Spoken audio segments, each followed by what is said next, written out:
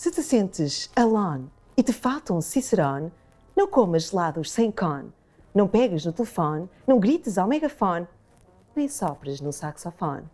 Põe a boca no trombone.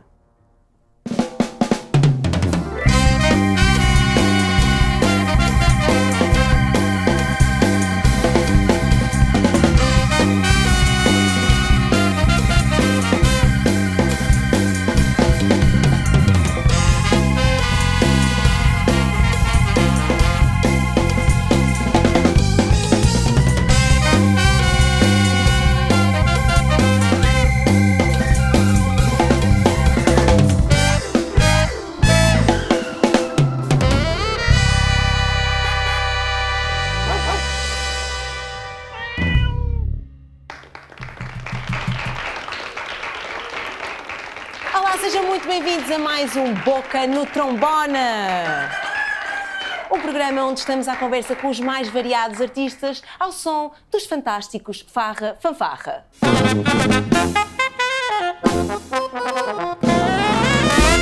A nossa convidada de hoje tem um percurso muito variado, passou pelo circo, pelo Japão, é mestra de dança, coreografia e performance. Convosco, Ana Rita Teodoro!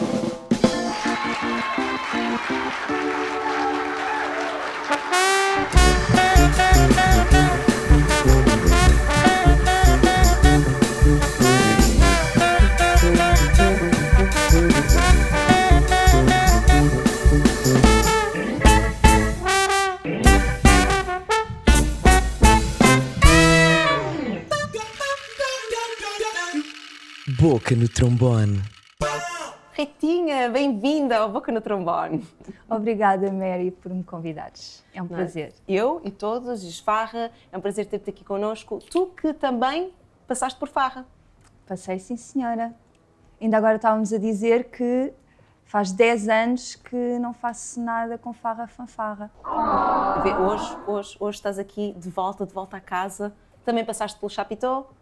Sim, em 99, 2002, foi a minha primeira entrada no mundo do circo, fiz a escola lá e na altura eu queria ser malabarista, mas só havia professores de trapézios e aéreos e eu fiquei um bocadinho assim desiludida. Então fui para Bruxelas à procura de cursos de clown. Não sabia disso. Não sabia. Há tantos anos a trabalhar juntas, não sabia disso. Yeah, pois. E então, como é que foi, eu não gostava Bruxelas? muito das alturas. Acho que eu cresci num prédio de 7 andares e sempre a minha mãe me disse que era perigoso aproximar-me da janela. Então, de repente, subir a um trapézio não era bem A tua cena. a minha cena. A minha cena era estar mais No chão. a mandar bolas para o ar e massas. E sim, depois decidi sair fora de Portugal e ir à procura de cursos de palhaço. E como é que foi? Foi ótimo. Em paralelo também comecei a fazer mais dança. Então houve sempre assim um caminho entre os dois, entre a dança e o clown. E foi um bocadinho assim que encontrei também o Butô, que é uma dança de vanguarda japonesa. E na altura encontrei uns amigos brasileiros que me falavam de uma companhia que existia em São Paulo, que por acaso agora não me lembro do nome, mas que trabalhava com a dança e o clown numa mistura do Butô, porque o Butô é uma dança, mas usa muito expressões faciais e mímica corporal. Então por isso é que acho que aqui na Europa era mais associado com o trabalho de clown. E tu foste mesmo ao Japão estudar especificamente o Butô, investigar? Sim, comecei por ir fazendo só alguns workshops na Alemanha com japoneses que vivem na Alemanha a fazer Butô, nomeadamente o Tadashi Endo. E depois, numa altura, eu disse, ok, já chega, tenho que ir ver na fonte e fui para o Japão. Peguei nas minhas coisinhas e fui. Como é que foi? Eu lembro-me de contar histórias incríveis da diferença cultural. Sim, eu acho que de tu entrares numa casa e estarem com uma câmera de filmar o teu cabelo encaracolado? Sim. Sim, o facto de eu ter o cabelo encaracolado era muito... se chamava imensa a atenção de toda a gente. Oh, so beautiful. E depois também, sim, havia várias pessoas que me convidaram para ficar na casa delas. E em algumas situações era um bocadinho esquisito, porque eu sentia-me mesmo uma estrangeira e ficavam a filmar-te, a rir-se das coisas que tu comias e era assim, às vezes era meio desconfortável. Mas em geral o Japão é fabuloso. É assim, Foste mais que uma vez lá. fui mais do que uma vez. É um país em que sentes-te super segura, dormi várias vezes na praia, sem problema nenhum, sem medos, sem inseguranças. É um ótimo destino também para mulheres que querem viajar sozinhas. Isso culminou também num espetáculo sobre todo o teu trabalho lá, sobre o trabalho desse mestre com quem tu... essa escola. Sim. Eu fui então para o estúdio do Kazuo Ono, trabalhar com o filho do Kazuo Ono, que é o Yoshito Ono, que faleceu agora há 2 anos, e fiz toda uma documentação sobre como é que esta dança é transmitida. Porque normalmente quando nós vamos ao YouTube e escrevemos Butô, o que nós vimos é umas figuras brancas a fazerem assim umas coisas muito estranhas. E na verdade... Em câmara lenta. Em câmara lenta, exatamente. E o Butô não é propriamente só isso. O Butô é uma variedade de estilos que, de uma certa forma, é o processo de criar a dança Butô que é o Butô, não essa imagem estética das figuras brancas com caras esquisitas, pintadas de branco. E então esse processo de fazer Butô é um processo em que nós procuramos, de certa maneira, a dança a partir da nossa própria história, da nossa própria cultura, das nossas próprias crenças. E isso é que é o Butô, e quando ele é transmitido através do Yoshito Ono, o que ele procura é que tu vás ao encontro de ti próprio. Basicamente. Como o clown também. Olha, estás a ver? É um pouco como o clown também. E tu és muito... Eu gosto muito do teu trabalho e é muito próprio também. Tens o delirar... Queres falar um pouco sobre o delirar a anatomia?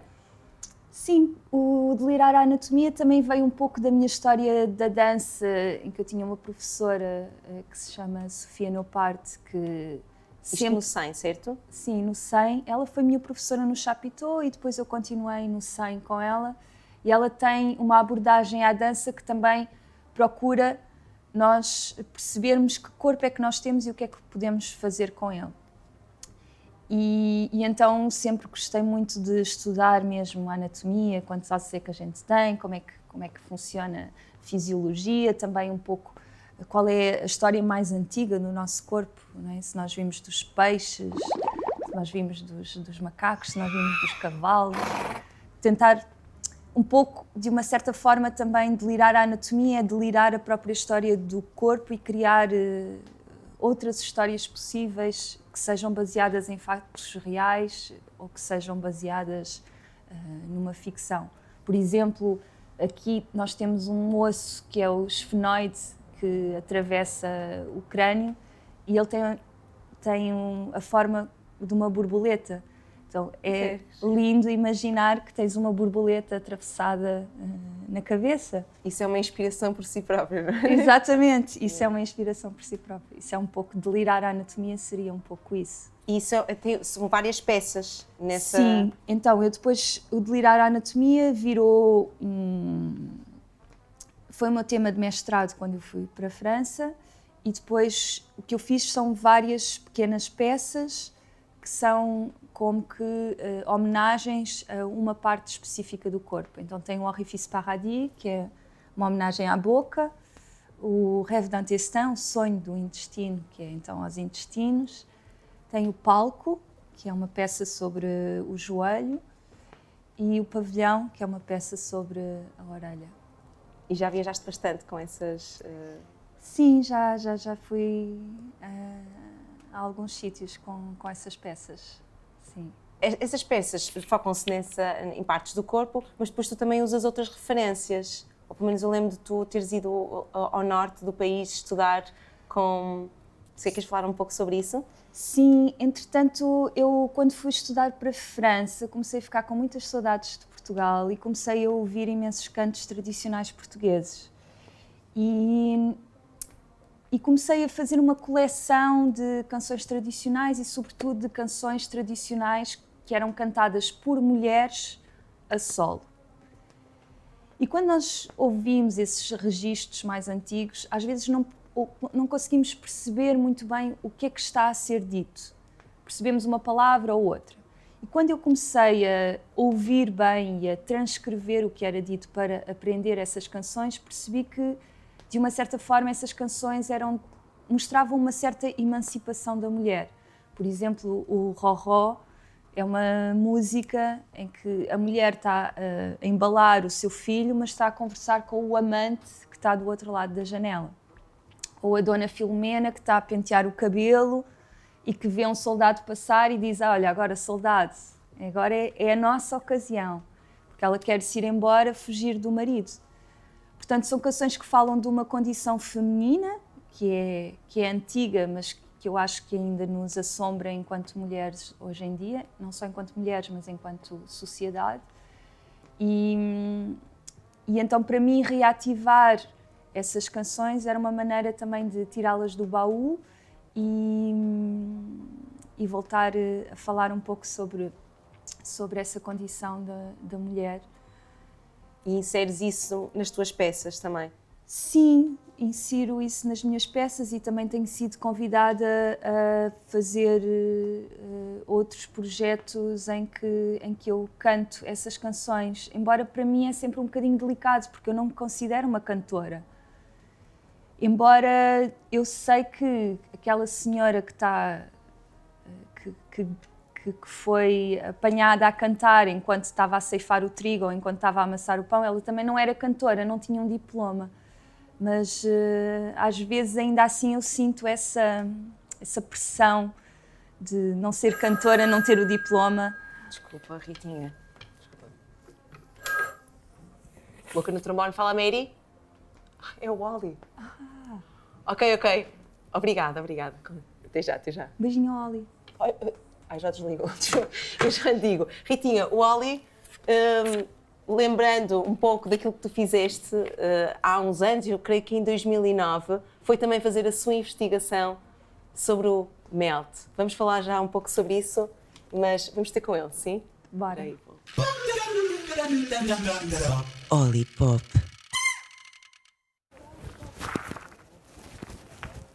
Hello, bom dia, good morning Mary! Estamos aqui no Mirador de Senhora do Monte para festejar o Dia Mundial do Melt.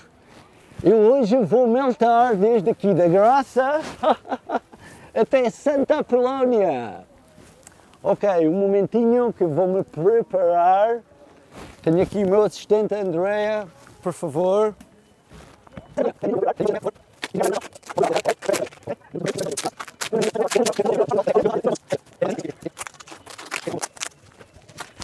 Cimento.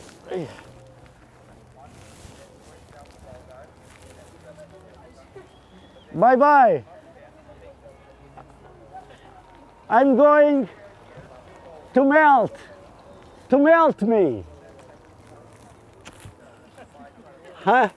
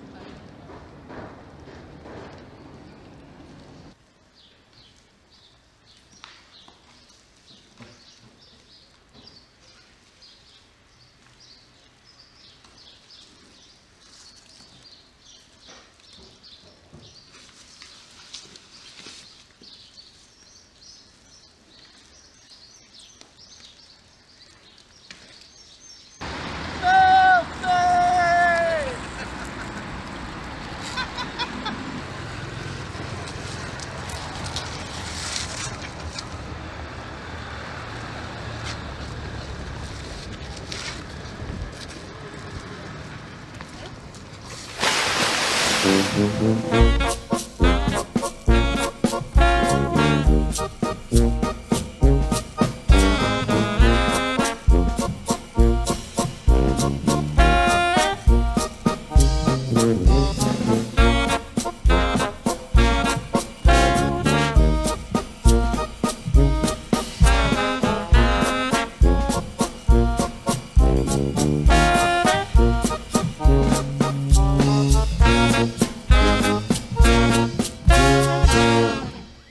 Oli esteve a meltar. Maravilhoso. Gostaste, Ritinha? Adorei, claro. Queres falar um pouco sobre o melt? Sim, então, o Melt foi uma peça que eu fiz logo a seguir a ter ido ao Japão. E a primeira vez que eu desci a colina, parecia que eu tinha sido atropelada por um autocarro. Fisicamente é bastante violento. Ali o Oli fez Mais acima. mais acima, ele foi desde a Calçada do Monte, eu fui só do castelo Mas até ele ao tinha rio. esponjas, tu não tinhas, não é? Pois não tinha, mas a verdade é que debaixo do meu fato eu tinha ali um aconchegazinho a mais. Tinha assim um bocadinho mais de aconchego na zona dos... Mais xixinha na Mais altura. xixinha, sim. Eu lembro-te de contar histórias, tinhas o cabelo entrançado e, portanto, o melt é, para quem não conhece, lá em casa é como se estivesses, como diz a palavra, a derreter, não é? O conceito. Sim, como se fosse ali uma colherzinha de mel a descer rua abaixo. E sim, pá, as pessoas... Na verdade, eu não considero aquilo como um happening, como uma coisa que eu fiz uma vez. Eu ia todos os dias para o bairro, deitava-me lá nas pedrinhas, depois começava a rebolar mais um bocadinho e ia conhecendo as pessoas que viviam no bairro. E as senhoras eram sempre umas queridas, ofereciam-me copos de água, um pastelinho que elas tinham feito. Houve uma vez que até levei uma massagem e tudo, porque ela dizia: ai, mas você anda para aí a rebolar no chão, venha cá que eu tenho aqui um álcoolzinho com uma alfazema e eu faço-lhe uma massagem. Eu lembro de tu contares as senhoras estarem nas janelas, lá vai ela a rebolar. Lá vai ela a rebolar. Mas depois havia assim umas metáforas muito engraçadas. Realmente as pessoas viam mesmo a água a descer, ou houve outras, via pessoas que falavam em sangue também, a escorrer rua abaixo. Mas depois, por exemplo, eu fiz também num festival em Minde, que é perto de Fátima, e aí, por exemplo, tinha uma conotação completamente diferente, porque as pessoas estão habituadas às procissões e as pessoas a andarem a rastejar para fazer promessas. Então, de repente, assim, eu tenho a sensação que toda a aldeia veio ver eu meltar, e as pessoas enfeitaram a rua toda, enfeitaram as janelas, limparam o chão. Uau! Só porque tinham esse... Lá está, esse sentimento de promessa ou de... Sacrifício, de... Sim, e ao mesmo tempo de uma coisa especial. E então cuidaram imenso do espaço e de mim. Acho que o mais interessante é também dar uma nova perspectiva à rua e as pessoas tomarem mais atenção à rua e à calçada. Eu lembro de tu dizeres também quando vinhas pelo castelo abaixo até ao rio, com o cabelo entrançado, no final às vezes até tinha chiclete. Sim, tinha tudo. Sim, e há uns reflexos muito engraçados. Por exemplo, havia muitas vezes eu ia com as mãos assim, só para não tocar com as mãos no chão. E eu tinha mesmo que pensar, ok, Rita, tens que ir àquilo que tu te comprometeste. E então relaxa as mãos e leva a mão no chão na porcaria e ficava toda escura, assim, toda suja mesmo. Mas foi uma experiência e fez parte, assim começou um bocado, de certa forma, o teu percurso nesta... Sim, eu acho que talvez também pela persistência da ação. Eu acho que aquilo demorava quase 2 horas, então era assim muito focado. E eu acho que na altura estava a precisar de fazer, sim, qualquer coisa desse género, assim, de contínuo, persistente, uma ideia, segui-la até ao fim, por mais difícil que seja. E sim, de uma certa forma, isso foi uma viragem no meu percurso, em que de repente comecei a interessar-me por outras coisas e a fazer outras coisas e tentar fazer também mais do meu trabalho enquanto artista e enquanto coreógrafa. Então foi quase como uma promessa, de uma certa forma, que depois se concretizou em qualquer coisa diferente. Isto foi em 2009. Agora, 2020, falando em Rio, que tu em 2009 ias até ao Rio, não sei se queres agora introduzir um pouco da tua vida como mamã. Sim, sou mãe há 1 ano e pronto, tem sido maravilhoso. Ele chama-se Rio, por isso é que falámos do Melt ir até ao Rio, e o meu filho chama-se Rio. E sim, tem sido um ano em que eu tentei conciliar o trabalho e a maternidade, e realmente é muito bom poder viajar com o bebê, sobretudo quando ele tem 6 meses e que pode sentar-se ao teu lado no comboio, pode sentar-se ao teu lado no avião e que ele fica e não quer ir para sítio nenhum porque ele ainda não anda. E O último espetáculo que eu vi teu, estavas gravidíssima, antes, e ias viajar. sim, e mesmo em tempos de Covid, não é? Sim, o Covid não foi muito fácil nos primeiros meses de vida do Rio, porque de janeiro a março eu sentia-me bastante sozinha com o bebê e com o pai do meu filho. Sim, só para tu imaginares, ele com 3 meses havia 10 pessoas que tinham pegado nele ao colo. Assim, inclusive eu, o pai, os avós vivem na França, não puderam cá vir. Então, assim, os primeiros meses foram um bocadinho difíceis, porque eu acho mesmo que um bebê tem que ser cuidado por uma aldeia e tem que ser, como dizem, não é? E tem que estar na boca do mundo. E por causa do confinamento até março foi assim bastante núcleo fechado, o que teve as suas vantagens, eu acho, também, porque és mesmo obrigada a dar atenção ao bebê, tu crias uma rotina muito estável com ele, porque é só aquilo, mas por outro lado falta toda a vida social. Mas depois, quando ele tinha 6 meses, nós viajámos com ele, fomos para Carcassonne, para Toulouse, fomos para Lausanne, viajámos. Sempre em trabalho, tens conciliado bem o trabalho? Sim, consigo, lá está, como faço aquilo que eu quero, que é um grande privilégio, conseguia trabalhar por tranches mais ou menos de 3 horas, 2 horas, e então dava sempre para ir ter com ele, dormir a sesta e tudo mais. E projetos futuros, Ritinha? Então, Mariana... Então, em março vou apresentar no Teatro do Bairro Alto, em Lisboa, final de março, esta peça do Japão, que se chama Your Teacher, Please. Foi a que eu vi. Sim, foi a que tu viste. E vou apresentar uma nova peça que se chama Isso é muito bom. Vá, todos. Em casa também. É bom suspirar e deitar para fora. Exato. E fala um pouco também sobre isso, ou investiga isso? Na verdade, eu tinha recebido um convite da Fundação Serralves para fazer uma performance sobre a exposição da Louise Bourgeois.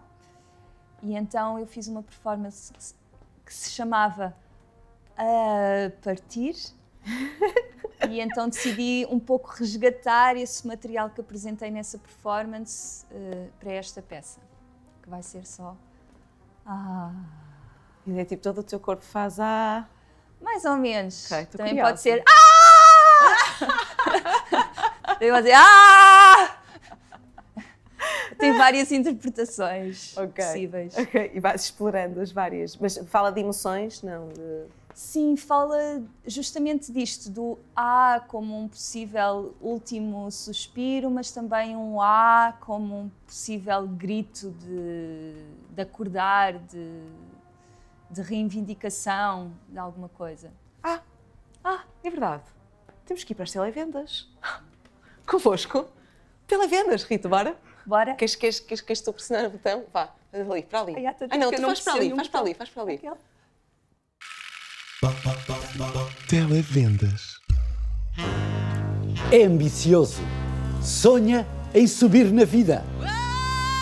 Nós temos a solução.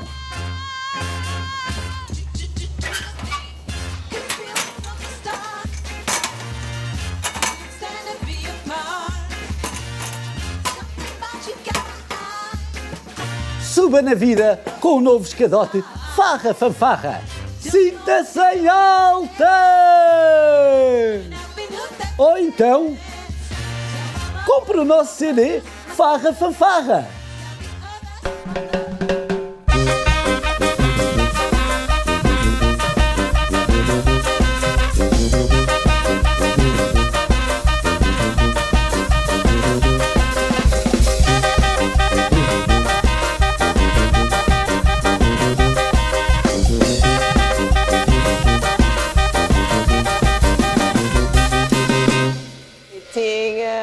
Obrigada! Farra Fanfarra para ti e temos mais uma surpresa. Atenção. Ai, não era preciso. Tu com farra, não sei há quantos anos é que isto foi. Não sei, Atenção, o pessoal está um há bocado 15 desfocado, anos. mas está aqui a Ritinha. Onde é que eu vou pôr isto? Ritinha, olha, um prazer estar aqui, desculpa. Ok, ficas aqui no meio de nós. Olha aqui, por exemplo, aqui fica aqui quentinho, olha. Aqui No meio assim, de nós. Quentinho no nosso meio. Se não Pronto, queima. Um CD aqui, quentinho também. Farra Fanfarra Puzzle, acabado de sair como óleo, esteve ali nas televendas. Aí em casa, se quiserem, contactem-nos através do Instagram ou Facebook. Comprem o nosso merchandising, comprem Farra Fanfarra. Estamos a chegar ao final. Rita, mas antes, vamos ver um pouco do teu trabalho. Obrigada por ter estado aqui connosco. Eu não sei se queres acrescentar alguma coisa. Prazer. Obrigada por essa, foi incrível. E até à próxima. Até à já. próxima. Até já, Obrigada. até já. Fiquem connosco. Vamos ver a Ritinha agora. Boca no trombone.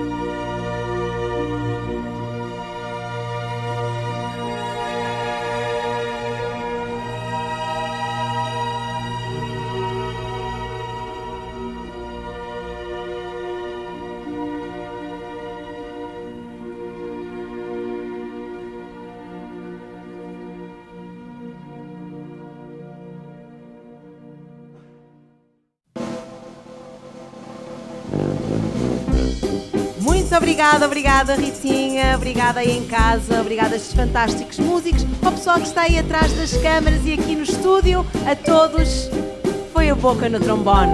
No próximo episódio, não percam, vamos ter alguém da casa, não vou dizer quem, alguém muito próximo, um amigo, um artista, um cantor, um músico. Deixem-se ficar, até já!